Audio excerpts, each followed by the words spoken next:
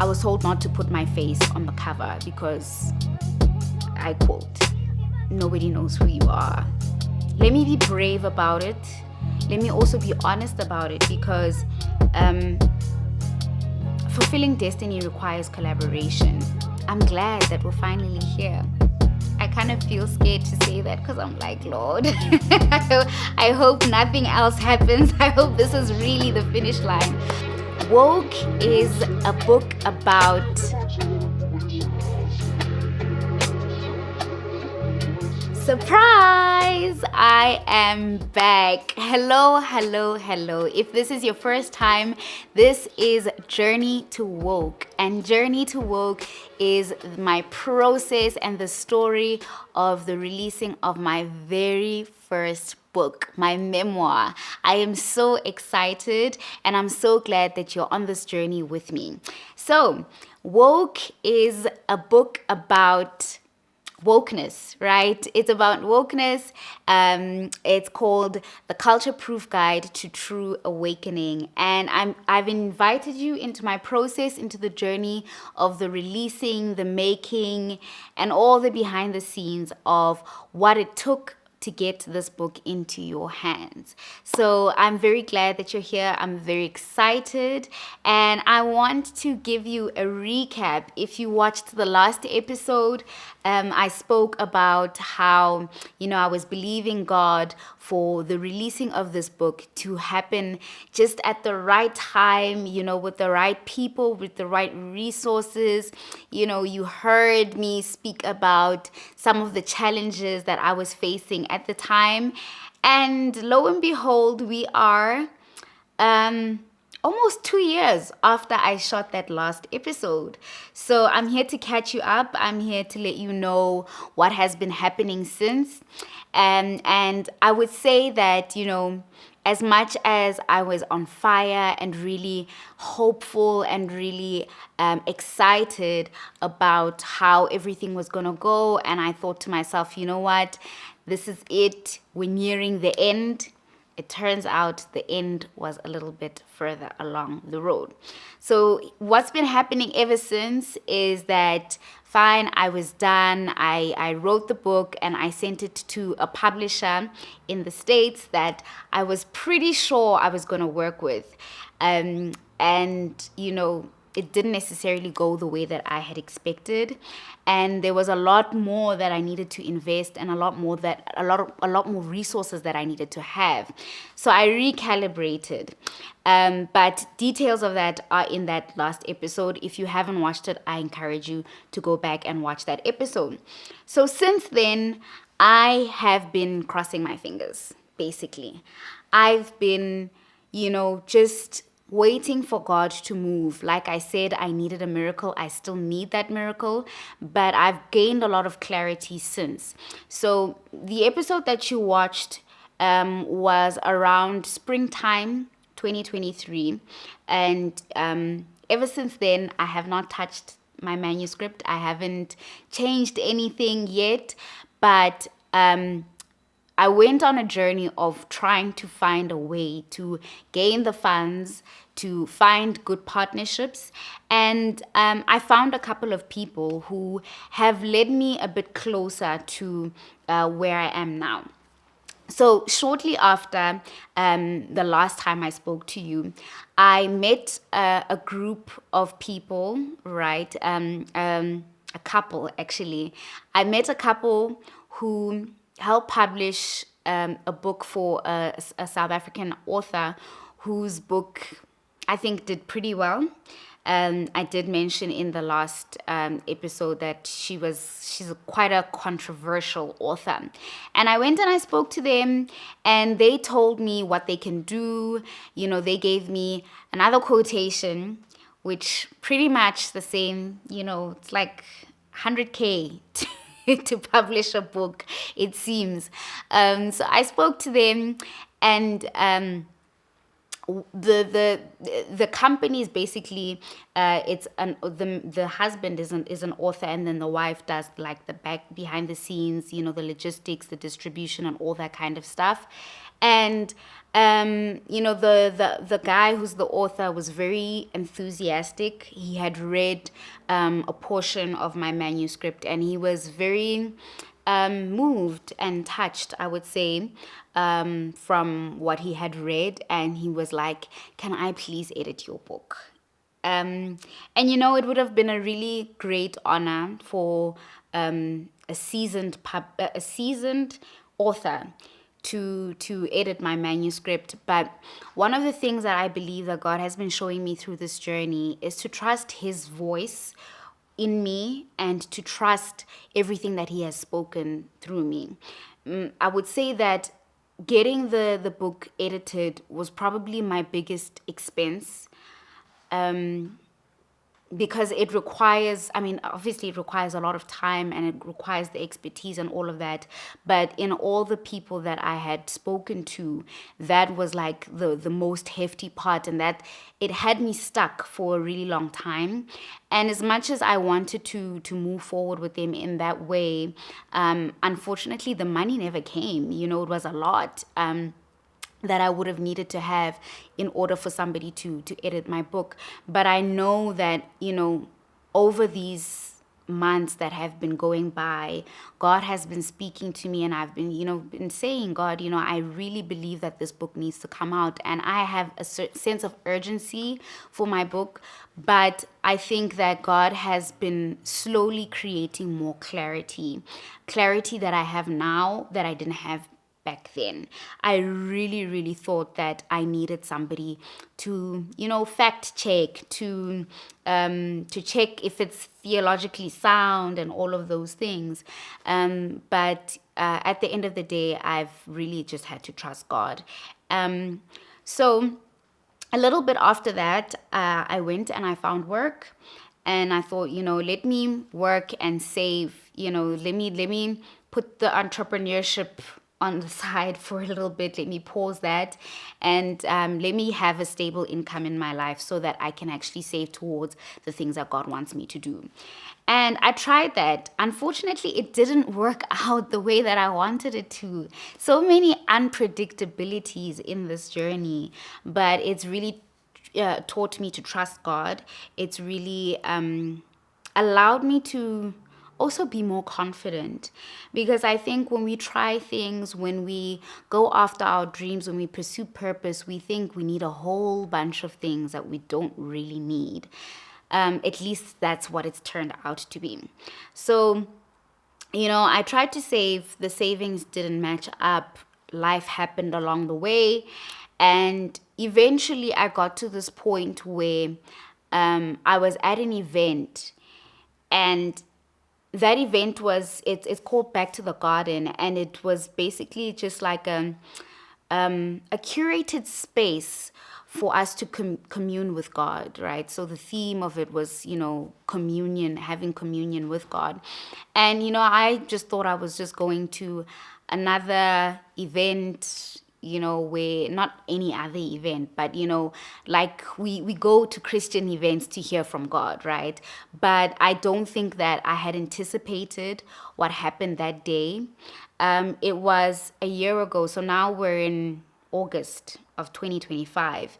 And this was October 2024. And at that event, it was a beautiful space. It was a beautiful experience.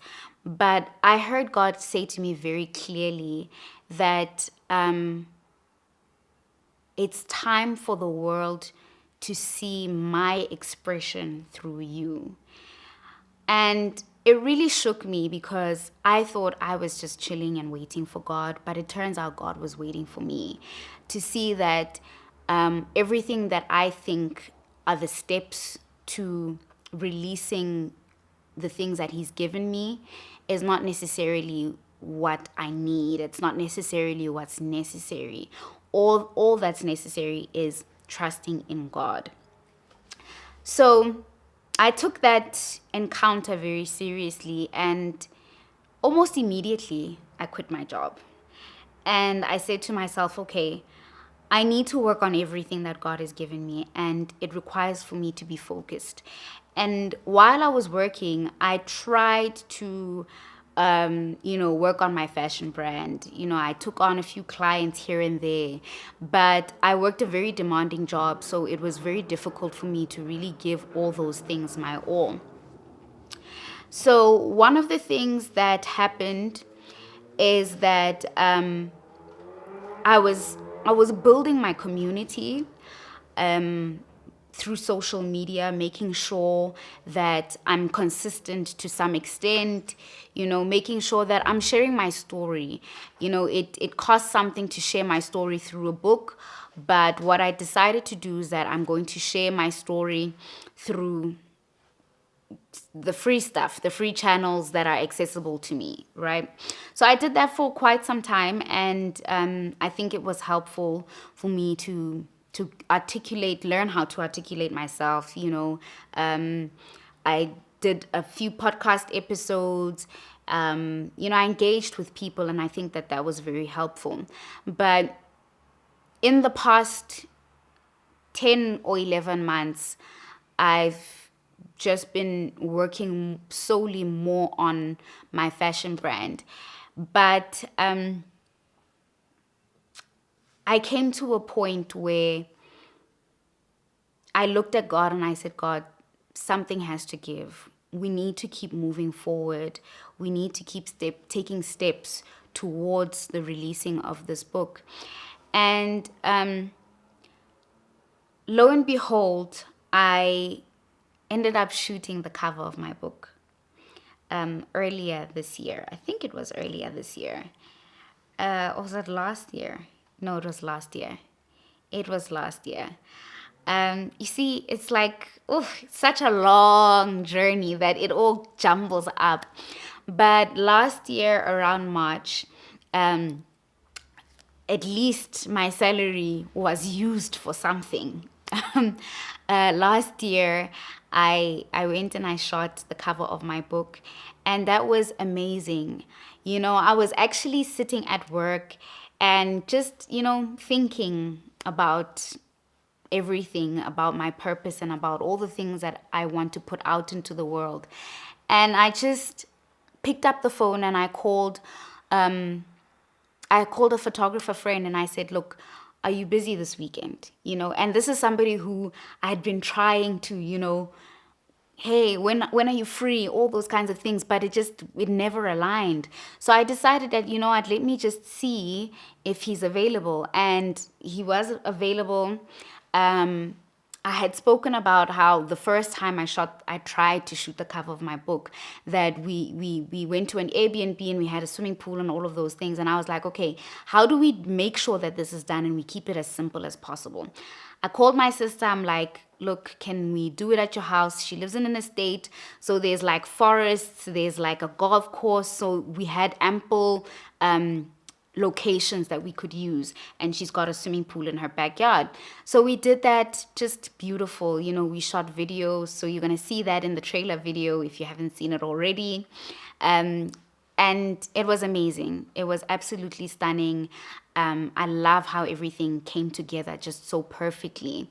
So we did that, but again, that was last year. It took some time for us to actually get to the cover being done. So now the cover is done. We are yet to work on the trailer. So we're moving. It's been slow, and there's been moments of discouragement. There's been moments of spiritual warfare. And I've really had to become somebody that I was not before in order to release and manifest all the things that God has placed in my life. And I think that you who's watching this can be encouraged by the fact that God can place, big dreams in your heart. He can give you a mandate, but it takes time and it takes a lot of change within you. It takes a lot of change within you. But even outside, my life has changed a lot in a very short space of time. I think that at the beginning of this year, I was feeling quite discouraged because I was like, okay, God, every year for the past 5, 6 years, we've been like, okay, this is the year the book is coming out. This is the year the book is coming out. And in all my attempts, it always seemed like, we were taking really tiny steps, which is ironic because if you're somebody who listens to my podcast, I released an episode called Slow and Steady. And the moral of the story is that slow and steady won the race. And that's just been something that God has been reminding me over and over and over and over again, that sometimes there's moments where you make big changes, drastic changes, but other times it's these small, tiny steps. So this year we do the cover. The next year we just make sure the manuscript is done. This year we're talking to publishers. Slowly, slowly, slowly, slowly. But we're finally at a point where we really are this time reaching the finish line. And I want to tell you about some of the things that are happening as we speak. So right now I'm like, okay, I have resources here and there. I got to a point where I thought, maybe I should just figure this out on my own. And I started Googling, book printers. But I was like, no, what do I have in my arsenal? I don't need to reach out for things just because I feel like, it's not happening fast enough, or that there's blockages. And I decided, let me be brave about it. Let me also be honest about it, because fulfilling destiny requires collaboration. And that's ironic because the person that is helping me with the printing side and the production side wrote a book called The Jumpstart Effect, if I'm correct. That's about collaboration and yeah, the power of your relationships. And I would say that this year my relationships have gone from 0 to 100 in a very short space of time. And I've also made the conscious decision to make use of them, and not be scared about whether people are going to understand or not. And, even sit on the neck of people, because I think a part of me thought that, people are going to be as burdened about my work as I am, but that's not necessarily the case. You have to burden them. So that's another thing that I've had to learn, to really play my part to ensure that I am bringing everybody to the table, because if I'm the visionary of this coming to life, then I'm the one who has to lead people in the direction that this vision is taking me. So another thing that I've done at the moment is set up an Amazon store.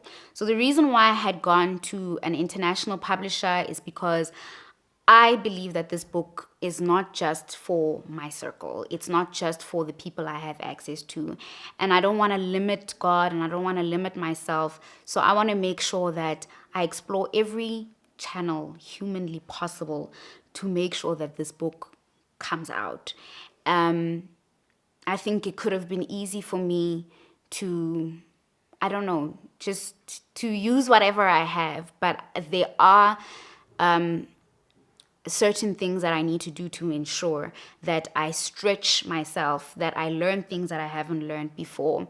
I was told about, how to sell on Amazon, and that it can be really difficult, but there's marketing tools that you need to learn. So I have to do a lot more research. I have to do a lot of work, and I have to do a lot of learning, a lot of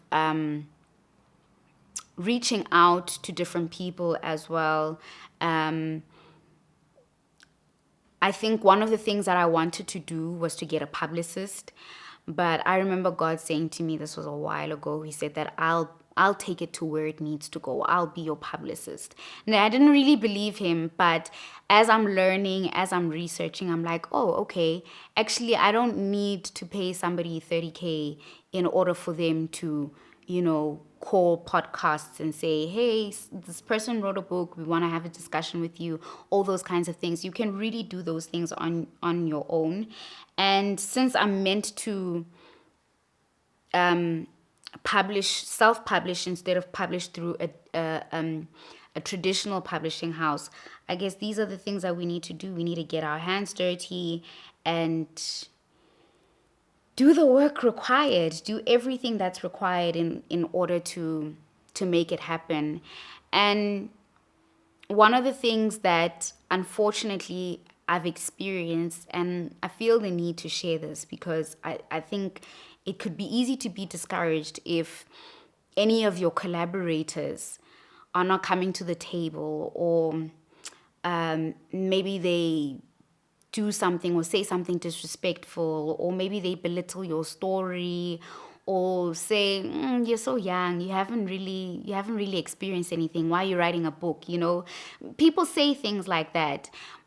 But I think it's important to realize and to know and to remember that even in the Bible we see this, that God can use your quote unquote enemies to bless you. And it's important to stay grounded, to stay humble, and to stick to your conviction. Even when people give you advice, they can say a whole bunch of stuff that might want to change the mandate that God gave you, but you have to be able to take it with a grain of salt and say, okay, for example, I was told not to put my face on the cover because, I quote, nobody knows who you are. But I had to sit down and I had to think about that. I'm like, okay, I can see where this person is coming from. God, what do you say? And then stick to my guns about it. Sometimes you take the advice, sometimes you don't. So it's required me to pray. It's required me to really understand and take the time to know what God's vision is with regards to my book. And where I am right now is that I truly do believe, I still believe that it will come out when it's supposed to come out. And it'll come out the way it's supposed to, and it'll be the success that God wants it to be, and all the right channels will be made available.